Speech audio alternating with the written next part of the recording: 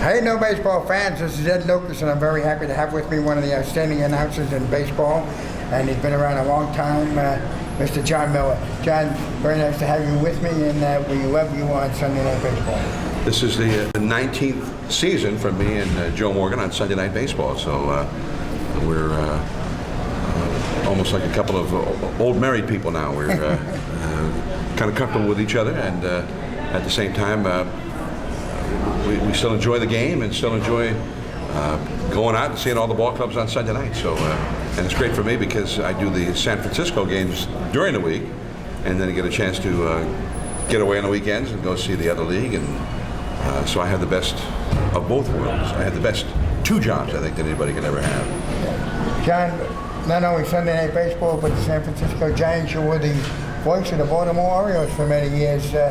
You started out with Baltimore, didn't you? No, I started out with Oakland all the way back in 1974 when the A's won their third straight World Series and were really the best team in baseball, I think one of the best teams of all time. Although I don't think they get their just due in that regard, because they beat all comers for 3 straight years and they won 6 consecutive postseason series. They were the first team ever to do that. The Yankees, 49 through 53, won 5 straight World Series, but they never had to win a playoff or a league championship series to get there. Oakland had to win the 3 straight league championship series to get to 3 straight World Series and win those as well. So great pitching, great defense, they had speed, they had power, they had a little bit of everything. So, or maybe better said, a lot of everything. So that was a great ball club. And then later I was with Texas and then the Red Sox, and then from the Red Sox went to Baltimore. So I've had a hard time actually holding a job, truth be told. So. What are your memories of Shea Stadium here and the Yankee Stadium? When I broadcast Major League Baseball for the first time with Oakland in 1974, the Yankees were playing at Shea Stadium. So the first time I came to New York for the A's versus the Yankees, we came to Shea Stadium. And I'll never forget, because Bob Shepard had sort of a unique announcement, because he would always welcome you to Yankee Stadium, but he said, good evening, ladies and gentlemen, the Yankees welcome you to Shea Stadium. And so he still put the Yankees first before he named the ballpark of the Mets. And the Yankees were beating up on the A's that year, even though the A's were real good. And the A's sort of had a turnaround that summer under manager Alvin Dark at Shea Stadium. They lost a couple more games, and Vida Blue was going to be taken out of the game by Alvin Dark, and Vida just kind of flipped the ball in the air to Alvin and walked off the mound before Alvin even got to the mound. So Alvin called it a team meeting before the doubleheader on a Sunday the next day, and he laid down the law. He said, you guys all said, hey, the best thing Alvin Dark can do as the new manager is to just leave us alone. We know how to win. Just don't screw things up. So he says, so I've given you half a season to show me that you can do that, and obviously you're not doing it. You're in second place. You're 6 games out. You're playing poorly. So now we're going to do it my way. We gave you half a season to do it your way, and he laid down the law about when he comes out to take out the pitcher's going to stand there, he'll hand him the ball, and then walk off the field when the manager says, okay, you can leave, and so on and so forth. And really, that was the turning point of the season. They swept a doubleheader from the Yankees that day here at Shea Stadium, and then went on a roll and won the league championship series from Baltimore, and then won the World Series from the Dodgers, 4-1. And even in their own time as the best team in baseball, they had beaten the Big Red Machine in 72. They beat the Mets in 73. And even in 74, after winning 2 straight World Series, the Dodgers were favored to beat them by the national media. And then the A's not only beat the Dodgers, it was their easiest World Series of all. They won it in 5 games. So I think even in that time, they didn't maybe get the respect that was due them in terms of being as good as they were. So I'll always remember that team. It was the first team that I covered on a daily basis. I was 22 years old. Wow. I was just a kid, a literal kid. And but really got a chance to learn the game the way it was supposed to be played, because they played the game the right way. They, hitting their cutoff man, moving runners, taking extra bases, bunt defenses, you name it.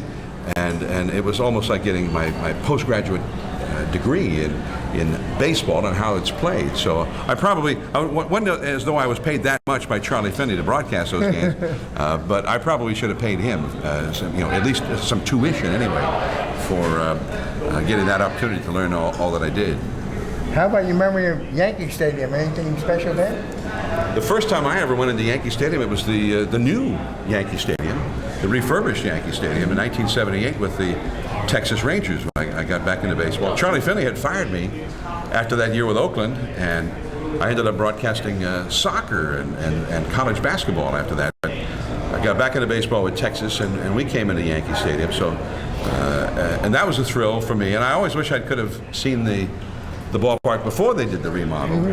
I think a lot of the old timers still consider the real Yankee Stadium, where 461 feet to center and 457 to left center, and 296 down the right field line. The almost iconographic dimensions of the historic ballpark, the monuments on the field. But I've only seen it in films and photographs. The one ballpark I really would like to have seen was right across the river from Yankee Stadium, the Polo Grounds, the home of the Giants. I grew up in San Francisco, a Giants fan, and Russ Hodges was the voice of the Giants, and he had been there when they were the New York Giants. He was there the day Bobby Thompson hit the famous home run. His description of that home run is probably the most famous bit of sports broadcasting in the history of the medium, and he used to talk about that home run every year in mid-season and between games of a doubleheader. He'd talk about it and the odd dimensions, and then he would play that broadcast of that inning of Bobby Thompson hitting the home run. So as a Giants fan,